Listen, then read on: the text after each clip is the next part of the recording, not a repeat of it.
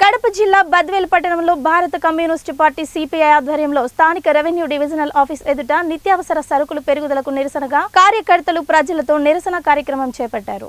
ఈ కార్యక్రమానికి సిపిఐ జిల్లా అధ్యక్షులుగా గాలి చంద్ర హాజరై ప్రసంగిస్తూ రాష్ట్రంలో నిత్యావసర సరుకుల ధరలు ఆకాశాన్ని అంటుతున్నాయని, పేదవాడికి అందనంత దూరంలో ధరలు ఉన్నాయని, రాష్ట్ర ప్రభుత్వం నియంత్రణ లేకపోవడంతో ధరలు విపరీతంగా పెరిగిపోయాయని, కేంద్ర ప్రభుత్వం సామాన్యునిపై గ్యాస్, పెట్రోల్, డీజిల్ ధరలు పెంచి భారం మోపిందని, కేంద్ర రాష్ట్ర ప్రభుత్వాలు వెంటనే స్పందించి పెరిగిన ధరలు వెంటనే తగ్గించాలని, ధరలపై నియంత్రణ పెట్టాలని డిమాండ్ చేశారు। 10 సంవత్సరాల క్రితం అధికారంలోకి రాకముందు ఏదైతే చెప్పారో నిత్యావసర వస్తువుల ధరలను కంట్రోల్ చేయడానికి, ప్రజా పంపిణీ వ్యవస్థను పటిష్టం చేయడానికి కావలసినటువంటి చర్యలు తీసుకుంటారు।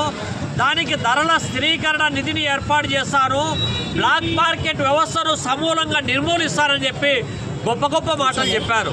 కానీ ఇవాళ 10 సంవత్సరాల మోడీ పాలనలో గ్యాస్ ధర 400 ఉన్నటువంటిది ఇవాళ 850 రూపాయలకు చేరింది। పెట్రోల్ ధర ఇవాళ 70 రూపాయలు ఉన్నటువంటిది 110 రూపాయలకు చేరుకునింది। 50 రూపాయలు ఉన్నటువంటి డీజిల్ ధర ఇవాళ 98 రూపాయలకు చేరుకునింది। బియ్యం ధర 20 రూపాయల నుంచి 80 రూపాయలకు చేరుకుంది। ఇంకొకటి ఆయిల్ ధరలు, పప్పు దినుసుల ధరలు, అన్ని రకాల వస్తువుల ధరలు అమాంతం పెరుగుతూ ఉన్నాయి। దీని ప్రభావం రవాణా ఛార్జీల పైన తీవ్రమైనటువంటి ప్రభావం చూపుతూ ఉంది। ఇంకోవైపు ఆహార భద్రతా చట్టాన్ని అమలు చేస్తామని చెప్పి ఒకవైపు చెబుతూనే ఇంకోవైపు దేశంలో పేదరికంలో లేకపోతే ఆహార సూచీలో 128వ స్థానంలోకి పడిపోయింది ప్రపంచంలోనే।